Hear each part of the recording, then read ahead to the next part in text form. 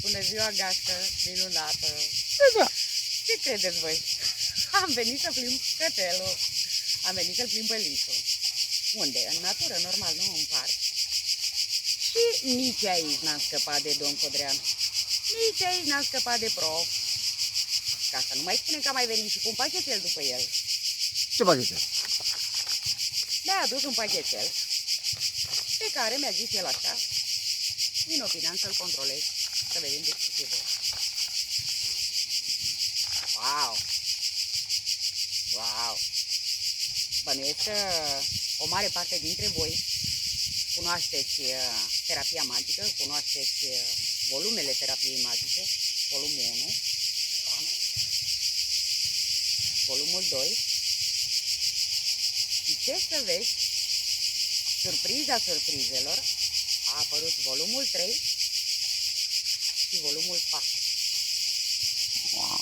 Deci, informații în plus, informații extrem de valoroasă pentru voi, pentru sănătatea voastră. Și unde puteam să vi le facem cunoscute mai bine decât în natură, pentru că domnului Codreanu, după cum bine ați înțeles, îi place foarte mult natura. Mulți dintre voi, după cum am spus, le cunoașteți. Aș putea să vă spun că primul volum conține tot parcursul terapiei magice, toate etapele terapiei magice pe care mulți dintre dumneavoastră le cunoașteți. Deci veți învăța să vă alimentați sănătos, să mâncați sănătos, să vă curățați ficatul, să vă curățați colonul și multe alte informații, tratamente pentru articulații, leacuri băbești și multe altele. Dar bănuiesc că le cunoașteți, iar cei care nu le cunoașteți, cumpărați cărțile și le veți învăța.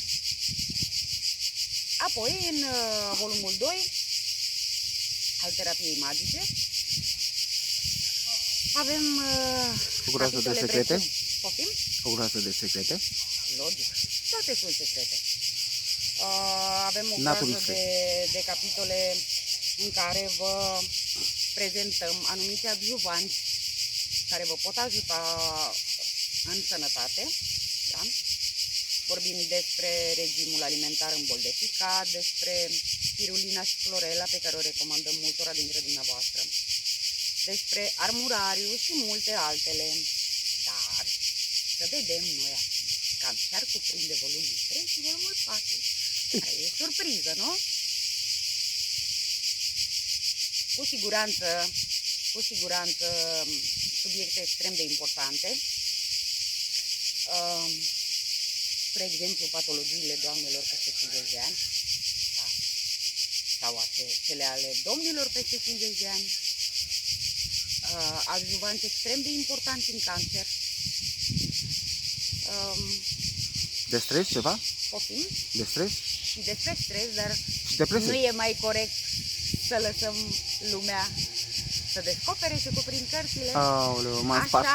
Așa, un picuț am făcut cunoscut, da? Nu putem să spunem chiar tot. Deci nu, trebuie să le cumpărăm ca să vedem despre ce e vorba. Iar volumul 4, și cu o copertă extrem de semnificativă și de explicită, cuprinde rețete din bătrâni, leacuri și tot felul de ajutoare, ca să nu mai spun incorect, da? Pentru sănătate și pentru diferite boli pe care noi le avem. Da? Deci aici veți descoperi că puteți să vă tratați acasă, din debaraua sau din magazia dumneavoastră, cu ce aveți prin dulap, Sau din grădină? Prin grădină, pe la bunici, dacă stați la bloc, pe la țară, Deci nu e nevoie să alergăm La bloc, la țară. la doctor, ne curge nasul, fugim la doctor, ne doare în gât, fugim la doctor și așa mai departe, da? Ne putem trata, dacă este să privim înapoi, mii de ani în urmă, părinții noștri, bunicii, străbunicii, nu aveau informațiile medicale, da, care există astăzi pe piață și care a nebunit un mapamond întreg. Se tratau cu ce aveau în grădină, în curte, în pădure și așa mai departe. Am încercat... Trăiau peste 100 de ani. Exact. Deci Și bine. avem, să zicem, pentru tiroidă, pentru micoza unghiilor, pentru pietre la rinichi, pentru articulații, hemoroizi și așa mai departe. Da? Pentru sex e ceva? Se putea. Nici aici nu se poate abține. Deci, ca să facem un cuprins, să fim cât mai concis, mai scurt, Da? celor ce își doresc să cunoască secretele terapiei, să cunoască secretele scrise în volumul 3 și 4, puteți face comenzile în privat la domnul profesor Marius Codreanu, iar de acolo dânsul vă va spune mai departe ce aveți de făcut. Suntem bucuroși, suntem fericiți că au ieșit în sfârșit și aceste volume, iar pe viitor nu se știe ce va urma, depinde de încurajările pe care le primim din partea dumneavoastră 5 și 6. și vă așteptăm să ne fiți alături. După cum v-am spus, 3 și 4 se comandă și 1 și 2, pentru cine nu le are, se comandă la domnul Marius Codreanu în privat. Sperăm să vă fie de folos tot ceea ce este scris în aceste cărți.